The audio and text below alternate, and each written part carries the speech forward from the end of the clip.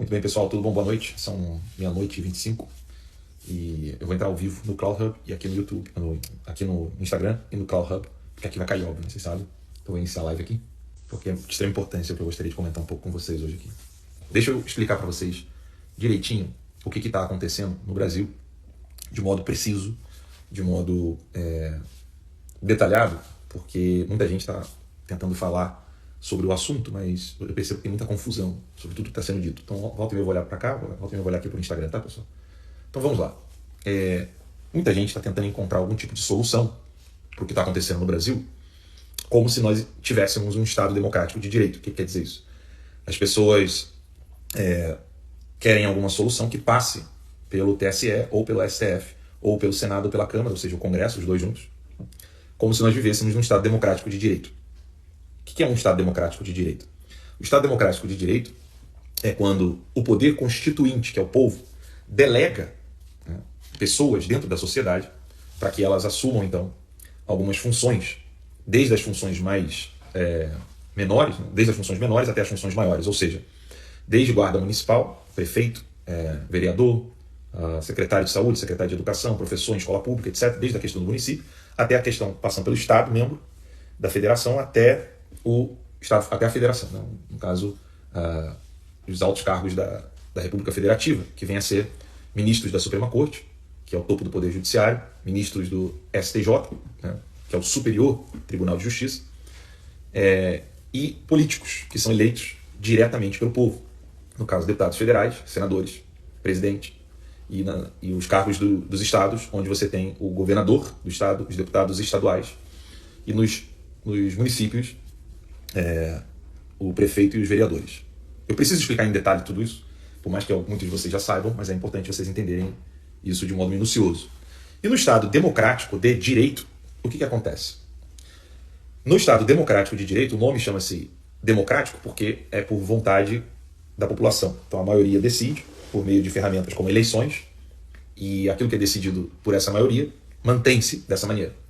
Então o Código Penal, ele é então tecido, né, construído pelo Legislativo e proclamado, né, pelo Poder Executivo, que é quem executa. E aí o Poder Judiciário fiscaliza se todas as mudanças, desde a criação até a confecção final, seja do Código Civil, Código Penal, enfim, todos esses detalhes, todos esses meandros, o Poder Judiciário vai fiscalizar se a coisa ela está dentro daquilo que vem a ser a Constituição. E o que vem a ser a Constituição? A Constituição é o poder constituinte, que é o poder do povo, delegando a algumas pessoas, como aconteceu em 88, declarando que aquelas pessoas elas têm, então, o poder de serem os poderes constituídos, ou seja, de exercer um poder constituído, um poder que é dado pelo povo, para poder, então, dizer que aquela ali é a Carta Magna. Ou seja, essa aqui, a Constituição Federal, ela é a Carta Magna, e nada pode estar acima dela. E aí, desde então, o Brasil passa por um processo de comunização. O Brasil passa por um processo claro e evidente em direção ao comunismo. E a própria Constituição de 88 ela já é uma etapa disso. A Constituição de 88 ela foi tecida, ou seja, ela foi construída por membros do SEBRAP. E a partir de agora eu quero que vocês duvidem de tudo o que eu vou falar e vocês comecem a estudar tudo o que eu estou falando e consultar exatamente tudo o que eu estou dizendo. Então o SEBRAP, com C, né, se escreve, é uma sigla como se fala mesmo, né? Então SEBRAP. O SEBRAP ele foi criado por FHC, junto com uma elite intelectual que depois fundou o PT, e com o dinheiro da Ford Foundation. Então você vai encontrar a Ford Foundation aqui dos Estados Unidos se alegrando de ter financiado o SEBRAP. E você vai encontrar o SEBRAP se alegrando de ter recebido dinheiro da Ford Foundation, inclusive em matérias da Folha de São Paulo. E era um núcleo de inteligência comunista de vertentes distintas. Algumas de vertentes fabianas, ou seja, de vertentes socialistas inglesas, outras de vertentes socialistas soviéticas, outras de vertentes socialista mais voltada para o que se chama gramscismo. Antônio Gramsci foi um filósofo italiano que entendeu que a tomada do poder ela se dá literalmente de baixo para cima e não de cima para baixo. Ou seja, você não impõe as coisas por meio de decretos e ordens, etc., mas você muda a mentalidade da sociedade na base e vai empurrando a mudança revolucionária até o topo. E você faz isso por meio de uma manipulação psicossocial. O que vem a ser a manipulação psicossocial? É você conseguir de alguma maneira dominar o entretenimento, a arte, a música, as universidades, as escolas, E ali você vai preparando o terreno para tomar decisões futuras, né? E essa técnica foi utilizada no Brasil. E o Brasil então passa por esse momento de transformação para um governo completamente socialista. Quando o Lula assume, então estou dando um salto aqui de 88 até a eleição do Lula, onde ele assumiu lá em 2003, né? Ele venceu a eleição em 2002 e tomou posse em 2003. Quando o Lula assume o poder, as diferentes vertentes de socialismo no Brasil queriam, cada um a seu modo, tomar uma decisão de virada de chave. Os que são fabianos, né, do qual se inclui FHC, Alckmin e companhia, eles queriam, alguém colocou o link do Sebrap aqui, ó, Bertorelli, né? sebrap.org.br, obrigado, Bertorelli.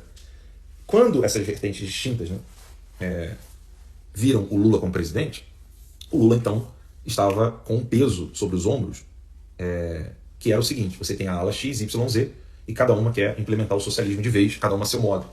A ala do FHC, Alckmin, Aécio, né, o Aécio Neves estava em 1983, 84, representando o Brasil na Juventude Socialista em Moscou. Tá? Duvidem de mim, coloquem no Google, coloca Aécio, Juventude Socialista Moscou, vocês vão ver. Então, a ala do socialismo fabiano, essa ala do nós acreditamos no socialismo democrático, esse é o termo que eles usam, elas queriam cozinhar a coisa bem devagar, né? Cozinhar o brasileiro bem devagar. E eles perderam as eleições, então o PT vai ficar um tempo no poder, eles não vão conseguir fazer o que eles querem, não vai dar certo, depois a gente volta e tá tudo certo. Não voltou mais. Entendeu? Essa ala não voltou mais. Então o Lula é reeleito, consegue eleger a Dilma é reeleita, até que todo mundo viu, assim, vai dar muita merda isso aqui, a gente precisa dar um basta. E quem é que queria dar um basta? A direita? Não, porque não tinha oposição. Quem queria dar um basta no PT era o PSDB. Então o PSDB queria dar um basta. Quando o povo fez, em 2014, exatamente o que está fazendo agora, os políticos vieram e falaram assim: opa, vamos então ajudá-los, vamos fazer o impeachment da Dilma. E o professor Olavo de Carvalho já tinha alertado: gente, vocês não sabem com que vocês estão lidando. O Lula criou o Foro de São Paulo na década de 80, junto com Fidel Castro, exatamente para fazer o que ele está fazendo nesse momento, ou seja, roubar o país inteiramente para a construção do socialismo. Não é para colocar no próprio bolso apenas, né? E óbvio, para fazer revolução você precisa de muito dinheiro, muita grana. Então, não basta você acusar que o comunista ele é ladrão. Você precisa, então, para além de dizer que o comunista é ladrão, você tem que dizer que ele está roubando. Peraí, só um minutinho, pessoal, que essa ligação é urgente. Eu vou continuar aqui, eu vou mandar mensagem aqui. Quando aconteceu em 2014 exatamente o que está acontecendo nesse exato momento no Brasil, a elite, Temer, FHC, Aécio, enfim, acabou contornando a ira popular do que estava acontecendo. Eles contornaram a ira popular e aí o povo foi para casa, aceitou a proposta do impeachment, e com essa proposta do impeachment as pessoas ficaram então, então beleza, tá certo então que não vai acontecer nada, a gente vai conseguir reverter essa situação, o PT não volta. Quando isso ocorreu, o professor Olavo alertou, dizendo o seguinte: vocês vão se fuder pra caralho, porque na verdade o que vocês têm que fazer é acabar com os partidos que estão contra a lei dos partidos, né? E a lei dos partidos proibiu o PT de existir. Não só o PT, como todos os partidos que estão ligados ao Foro de São Paulo. Vocês precisam criminalizar o Foro de São Paulo, criminalizar os partidos políticos que estão no Foro de São Paulo, e tudo dentro da lei. Tá tudo dentro da lei dos partidos, etc. Ninguém quis ouvir. O pessoal foi acreditando, até que a ira popular continuou firme e forte. O pessoal foi acampado, eu inclusive. Eu acampei nas Palmeiras Imperiais do Congresso Nacional nessa época. Fiquei acampado lá, com a Bia Kicis e tal. E desse acampamento, a gente conseguiu então lograr, pelo menos, o impeachment da Dilma lá. Quando isso aconteceu, todo mundo queria então pegar a cadeira vazia. Qual cadeira vazia que estava? A da presidência. Qual era o que estava em jogo ali? A falta de representatividade popular. Então as pessoas não tinham mais representatividade popular, porque o Aécio Bundão tem o cu muito sujo, então ele não podia tentar limpar a bunda dos outros. E acabou que ele não conseguiu sequer ter apoio popular para conseguir fazer alguma coisa. E começa a surgir o nome do deputado federal que estava falando das coisas tais como elas são. E botando ali o pingo nos is, que era o deputado Jair Messias Bolsonaro. Vendo isso, eu fiz uma live em 2015, março de 2015, 31 de março de 2015. O nome dessa live chama-se Contra o Comunismo Ontem e Hoje. Então eu era apresentador do programa Terça Livre e entrevistei Bené Barbosa, Paulo Eduardo Martins, Jair Messias Bolsonaro e os dois filhos deputados, que um era deputado federal, que era o Eduardo Bolsonaro, e o deputado estadual, Flávio Bolsonaro, hoje senador. Eu fiz então aquela live, e nessa live nós falamos que o presidente, então, a gente falou: tomara que você seja presidente, possa chegar longe e a gente continuar na nossa luta contra o comunismo. Isso era 31 de março de 2015. Tá? O Terça Livre nasceu em novembro de 2014. 31 de março de 2015. Então, o deputado federal Jair Messias Bolsonaro estava naquela live e a gente já falava da importância de tê-lo como presidente. Pois bem, Passa então 2015, 16, 17, as pessoas começam a entender que não era uma piada que o presidente Bolsonaro sim poderia ser presidente. Ou seja, que o deputado poderia ser presidente. Então o então deputado federal Jair Messias Bolsonaro começa a ganhar força, as pessoas começam a entender que não era brincadeira, que ele poderia sim ser presidente. Ele ganha fortes aliados, como o deputado Onyx Lorenzoni, do Rio Grande do Sul, dentro do DEM, e o senador Magno Malta, assim também como o deputado Marco Feliciano. E ali ele foi ganhando cada vez mais força, visitando o Brasil, com a ajuda dessas pessoas, por exemplo, o avião do Magno Malta, etc. E o Bolsonaro ganhando o apoio da base evangélica, sendo execrado pela CNBB, que é um braço hoje, literalmente, do Partido Comunista no Brasil, que é o PT. Por isso que a CNBB está muito quieta com essa instrumentalização da igreja para virar uma igreja estatal, que já está acontecendo, eu vou falar disso também nessa live, eu vou voltar nesse assunto, mas enfim, Bolsonaro não tinha ali então o apoio dos bispos, mas tinha apoio de um bispo ou outro e de um padre ou outro, mas não tinha institucionalmente falando. Enquanto isso ele teve apoio institucional dos evangélicos e graças a Deus, em 2018 ele foi eleito. Quando ele foi eleito, o próprio professor Olavo de Carvalho falou, olha, eu não quero ser estraga-prazer, mas vocês estão colocando a cereja sem o bolo, achando que o bolo vem junto, né? Porque não se tinha, e ainda não se tem, essa decisão e esse desejo de querer fazer exatamente como os comunistas fizeram, porque isso na verdade é uma questão de ciência política, ou seja, você dominar as igrejas, não permitir que as igrejas tenham comunistas, você não permitir que os comunistas estejam nas universidades, ou se estiverem nas universidades que sejam execrados e tratados como tal, porque eles são apoiadores de genocídio, são fascínoras, etc. Não permitir o entretenimento comunista, etc. E por aí vai. Bem, o presidente Bolsonaro foi eleito e os ministros do presidente optaram por fazer um governo técnico, depois de muita luta com relação a temas caríssimos ao conservadorismo.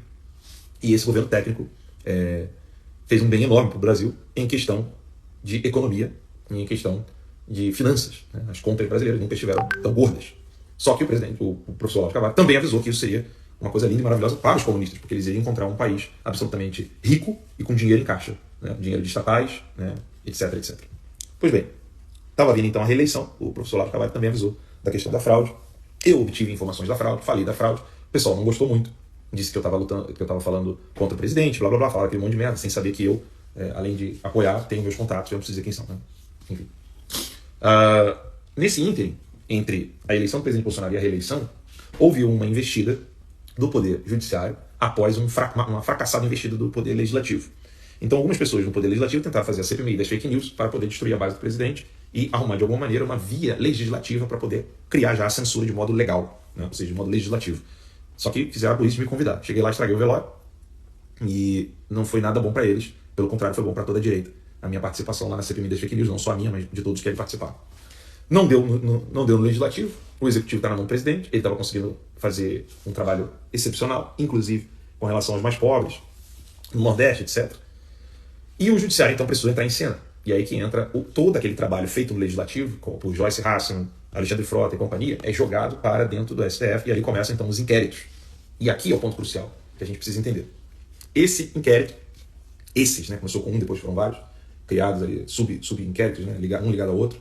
Esse inquérito foi criado por ofício, por decisão do ministro Dias Toffoli, né, o primeiro. E o primeiro inquérito das fake news, que foi criado por Dias Toffoli, ele colocou como presidente o Alexandre de Moraes e era para perseguir o procurador Diogo da Lava Jato. Era para acabar de vez com a Lava Jato.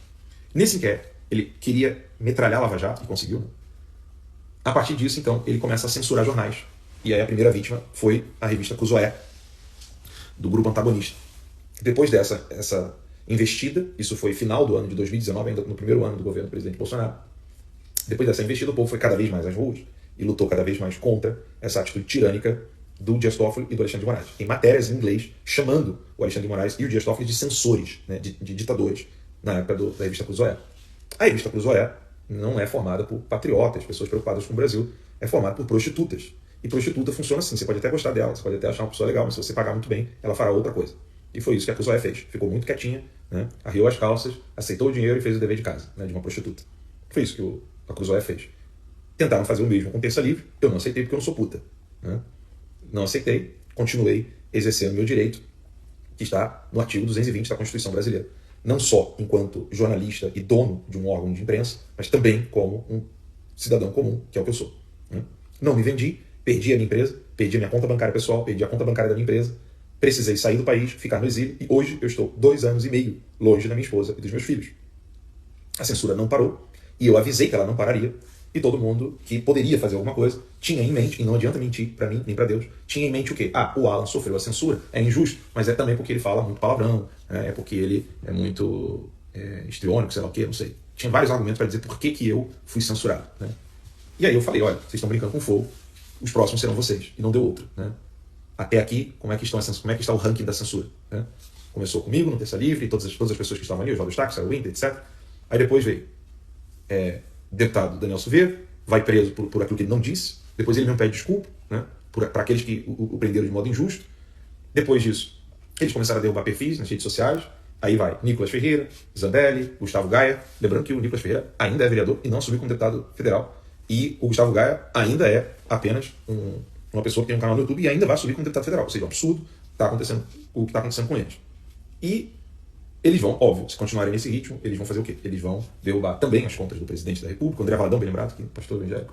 Eles vão derrubar a conta do presidente da República, vão derrubar a conta de todo mundo, eles vão silenciar todo mundo, e isso com a anuência da imprensa. Quando censuraram a Jovem Pan, eu podia jurar que as pessoas iriam acordar ali. Ali eu pensei que as pessoas iriam acordar. Mas teve deputado que foi assistir jogo do Flamengo. E no dia seguinte, o presidente Bolsonaro estava fazendo uma live para dizer que não era feminista. Ou seja, que ele não odiava mulheres. O que já é um absurdo de se defender de uma acusação dessa. O pessoal não estava entendendo. O presidente Bolsonaro foi literalmente enganado por pessoas burras, né, que falaram para ele que não, fica tranquilo que você vai conseguir votos suficientes para evitar fraude. E o presidente acreditou nessas pessoas. Então, aconteceu a fraude que eu falei que ia acontecer, do jeito que eu falei que ia acontecer. Agora as pessoas estão nas ruas, de modo valente, corajoso, acampados, lutando. Mas muita gente ainda não entendeu o que está em jogo. Por quê? O que está em jogo exige um remédio que vai muito além do que essa inteligência, né, essa inteligência brasileira pode alcançar. Por que eu ouso dizer isso? Porque a única coisa que pode solucionar o problema atual é declarar não apenas a eleição como ilegítima. Preste muita atenção no que eu vou dizer agora, façam cortes disso.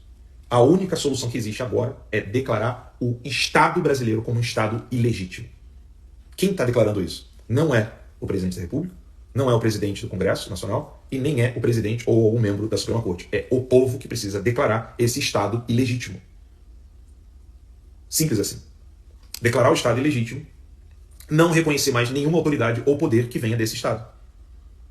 Não tem mais como reconhecer isso. Então qualquer tentativa que vocês pensem, não, olha, está escrito aqui na lei, se a gente pedir isso, vai acontecer aquilo. Não, vocês estão malucos, vocês estão entregando roupa de freira, indo com um puteiro, entregando pra puta e falando assim, vem cá, vem pro convento. Aí a puta fala, não, eu não vou continuar no puteiro. Aí você volta pra multidão e fala, pessoal, tentei, tá aqui o hábito da freira, a freira não quis usar a roupa de freira e vai continuar como puta.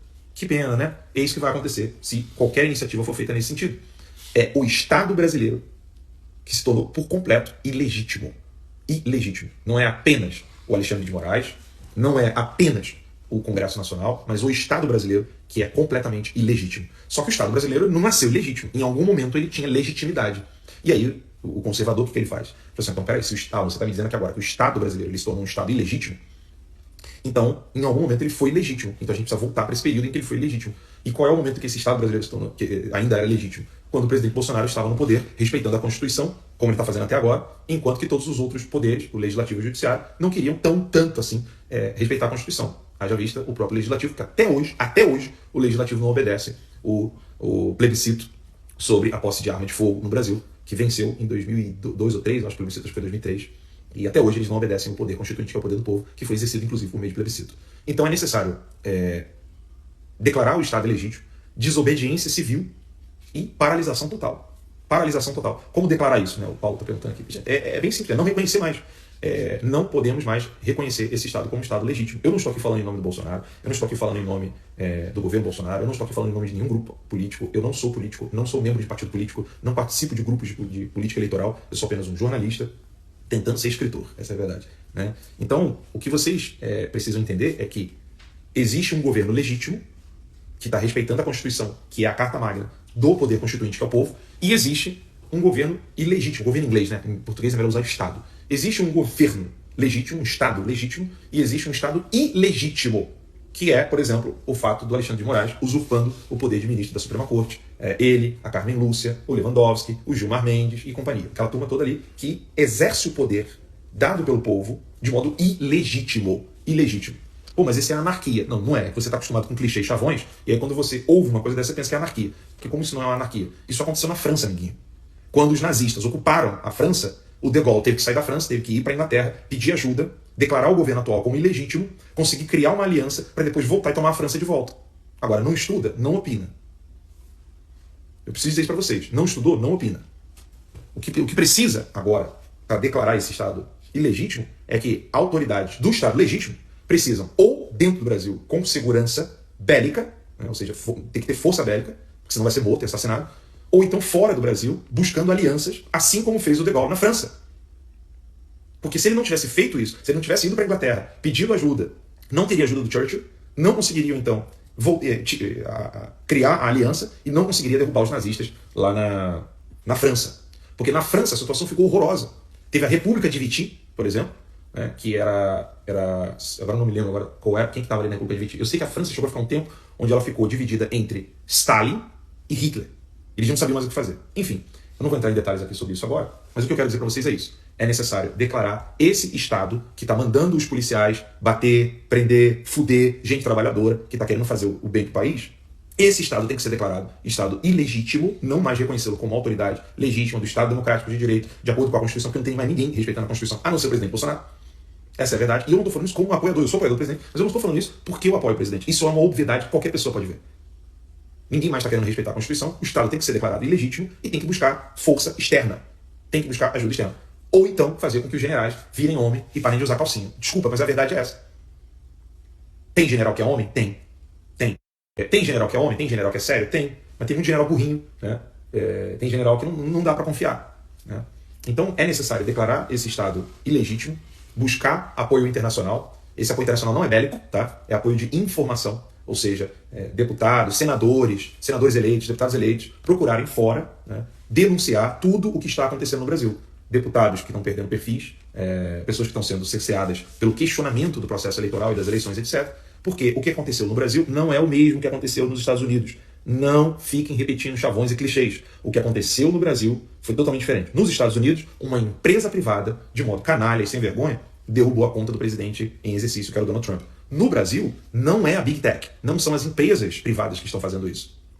Eu perdi a Wix, eu perdi o Twitter, eu perdi o PayPal, eu perdi o YouTube, eu perdi o Twitter, eu perdi o Instagram. Esse aqui não é o meu Instagram, né, da conta verificada e tal, que é o Alan Santos BR. Esse aqui é o Alan do Tercalibre, que vai durar, eu acho que mais poucas horas.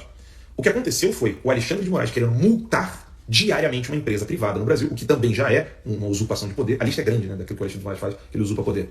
Ele multa essas empresas diariamente para que elas bloqueiem essas pessoas, não só no Brasil, como fora do Brasil. Coisa que não acontece na China e nem em Cuba. O governo cubano não faz isso, o governo chinês não faz isso. Mas no Brasil o Alexandre de Moraes consegue. Então, é diferente o que está acontecendo. Então, se os parlamentares eleitos e os parlamentares que vão assumir ainda o cargo saírem e pedir asilo político do lado de fora do Brasil mesmo e começar a buscar apoio entre senadores, aqui nos Estados Unidos, na Itália, na Inglaterra, até mesmo, não só políticos, mas a imprensa, e dizer abertamente o que está acontecendo, os olhos irão voltar-se para o Brasil. E aí sim, o Alexandre de Moraes e todos aqueles que estão usurpando desse poder ilegítimo podem ser derrubados. Vocês precisam entender isso. Declarar esse poder do Estado atual um Estado ilegítimo. Ele é ilegítimo. É um Estado ilegítimo. Não é só um judiciário ilegítimo, um legislativo. É o Estado que está ilegítimo, porque só o Bolsonaro é que está seguindo a Constituição.